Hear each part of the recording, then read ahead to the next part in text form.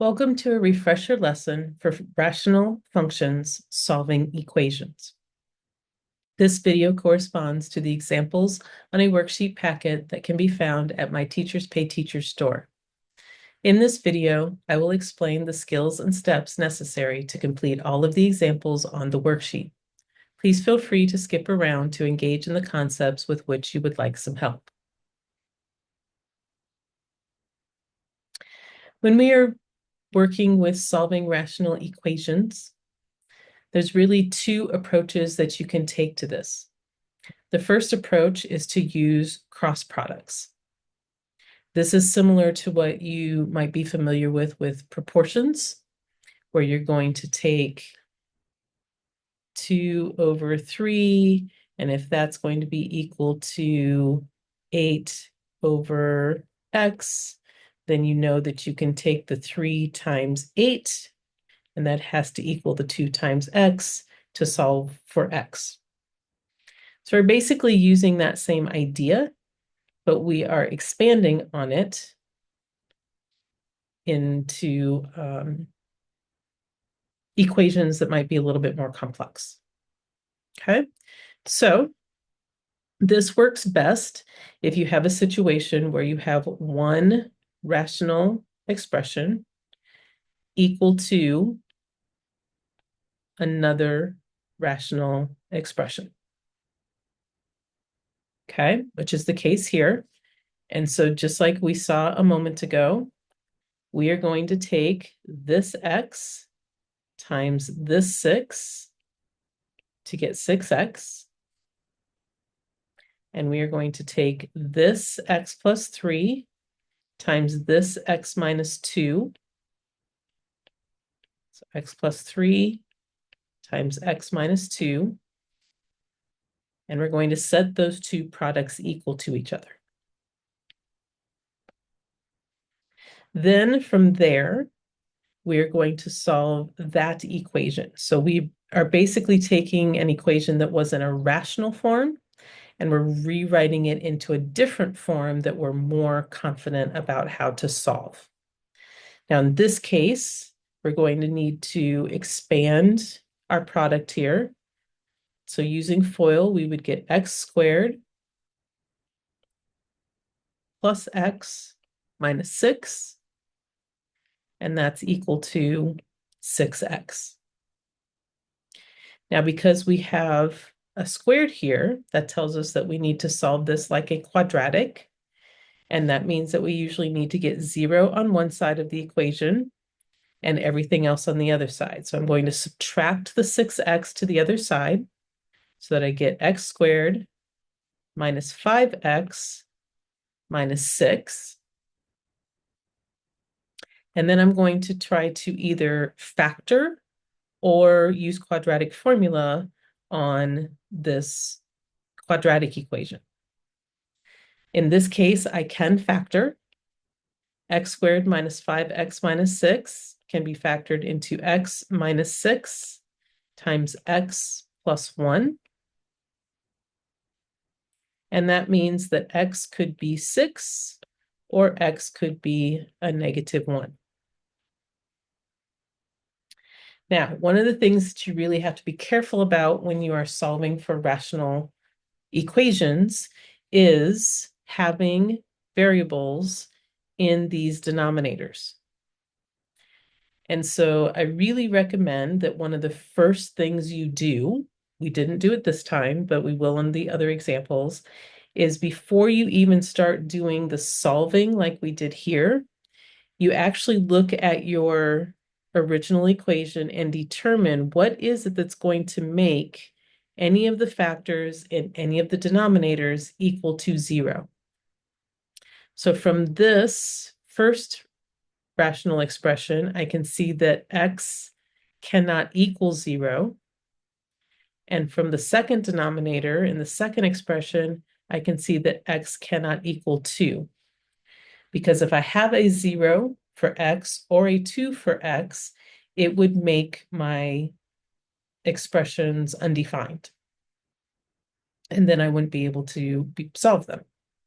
Okay, So I know that if I get any x values of 0 or 2, that I cannot use them because it will make one of my expressions undefined.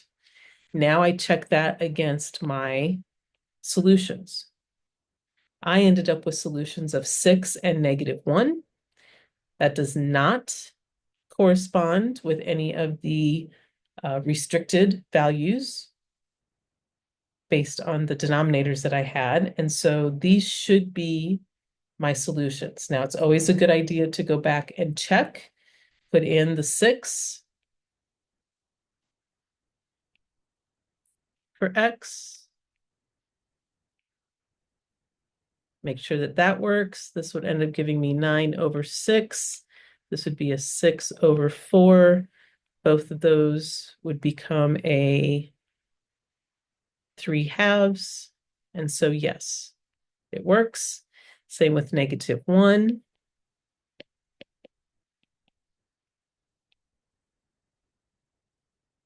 This would become a 2/-1.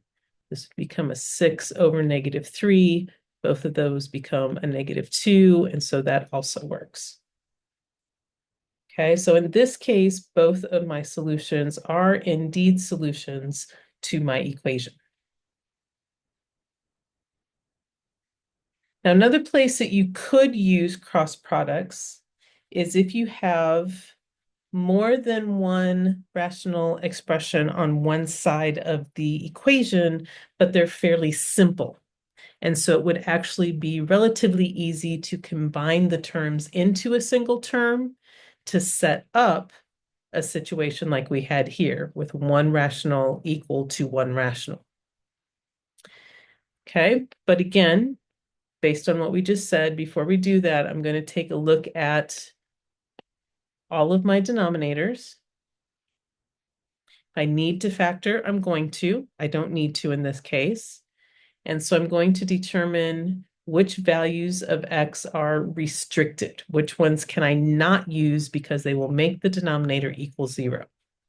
And in this case, that would be a 0 itself for the first and the third rational expression. Okay, so I know I cannot get a solution of x equals 0. Next, I'm going to take these two and combine them.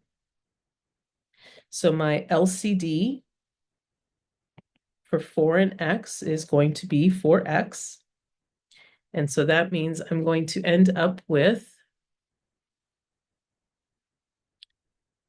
12/4x plus x squared over 4x equal to 6/x. And then I can combine these into a 12 plus x squared all over 4x equal to 6/x. Now, this is a problem just like we saw in the previous example. I can take this numerator multiplied by this denominator. So that would be x times 12 plus x squared equal to, and I can take this denominator times this numerator, so the 6 times the 4x. All right, so again, if we start simplifying, expanding, this is going to be 12x plus x cubed. This is going to be 24x. Looks like I have a polynomial, so I'm going to get everything over to the same side, which means I'm going to have x cubed minus 12x from subtracting that 24x over to make that equal to 0. And now I can see I have a common factor of x. And then I can set x equal to 0. I can also set x squared minus 12 equal to 0, which means that x could be plus or minus the square root of 12. Now, again, notice when I double check, I end up with a solution that corresponds with my restricted values. So I cannot use x equals 0 in my final solution. So my final solution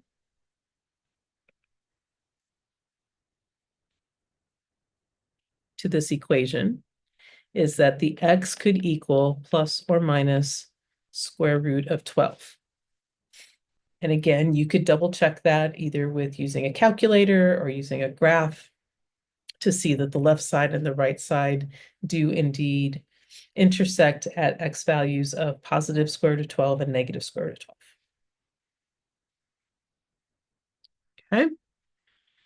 Now, usually, if you don't just have rational equal to rational, then you're going to use the LCD method, finding the least common denominator. And so for this method, you're going to, again, start by factoring all of your denominators. So x squared minus 5x plus 4 can factor into x minus 4 and x plus 1, excuse me, x minus 1. Fix that.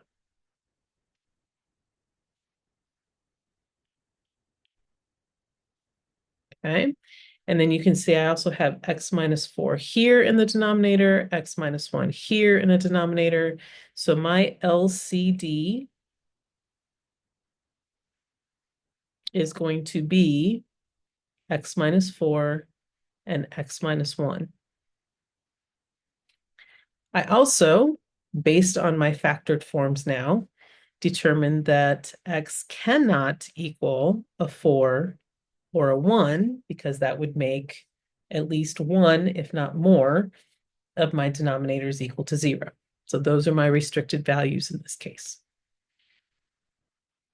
Okay. Now, when you're using the LCD method, instead of cross multiplying, you're going to take your LCD here and you're going to multiply it to both sides of the equation. So I have x plus 11 over x minus 4 times x minus 1. And I'm going to multiply that by x minus 4 and x minus 1 on the left side. Then I have on the right side, I have a 5 over x minus 4 minus a 3 over x minus 1. All of that gets multiplied by that same LCD of x minus 4, x minus 1. Excuse me. Now on the left side, it's pretty easy to see that x minus 4, x minus 1, those all cancel out. And you're just left with x plus 11.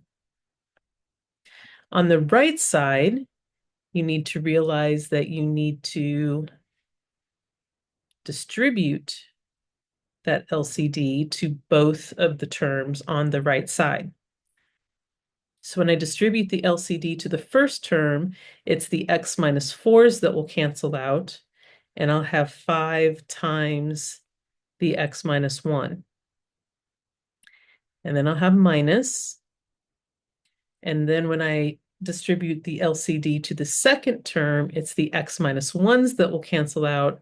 So I'll have the 3 times the x minus 4. All right, now I'm ready to simplify and solve. So x plus 11 on the left side. Distribute the 5, I get 5x minus 5. Distribute the negative 3 to get negative 3x plus 12. Let's do some simplifying on the right side. That's going to be a 2x plus 7. And then in this case, it's just linear. So I'm going to subtract the x from both sides to get x on the right. subtract the 7 from both sides to get 4 on the left.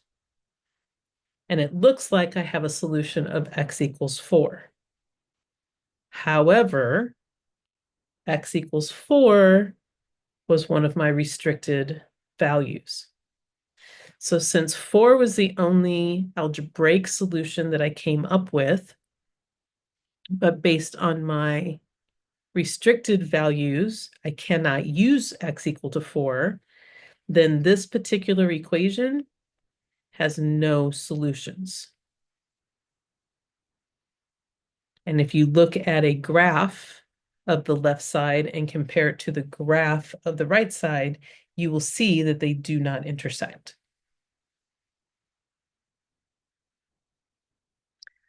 All right, so those are the two methods, either using cross products or using the LCD method. I hope that you found this helpful. If you would like to see other concepts that you need to refresh or review, please check out my Gordon Global Math page on YouTube. Videos covering Algebra 2 and pre-calculus concepts will be added throughout the spring of 2025. Thanks for watching.